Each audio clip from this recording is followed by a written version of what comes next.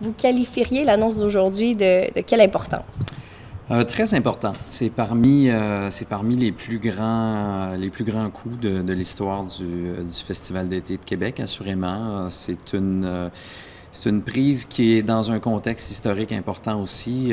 On parle de Rage Against the Machine. C'est pas grand public comme certains autres noms qui pourraient résonner plus fort, mais par contre, l'importance de ce groupe-là se dément pas dans l'histoire. Et c'est surtout le fait que, bon, il y a seulement 4 albums, ça a duré 10 ans. Ils sont partis. Un petit retour qui date déjà d'une dizaine d'années. Et là, ils font enfin un grand retour ensemble, les membres originaux. Donc, c'est vraiment excitant.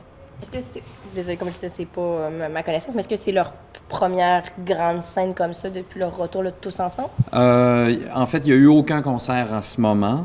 Donc, le retour va avoir lieu à Coachella en avril.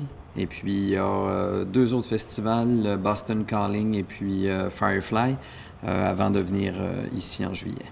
Donc, très, très peu de festivals. Il va en avoir 4 sur une tournée qui compte une cinquantaine de dates. L'année passée, les annonces ont été beaucoup plus tardives. Ça a été un peu plus difficile, le booking cette année. Comment ça va? Beaucoup mieux. Oui, c'est une année vraiment plus favorable. Aujourd'hui, on fait une annonce, c'est pour profiter d'un timing, c'est une annonce internationale qui se fait de cette tournée-là.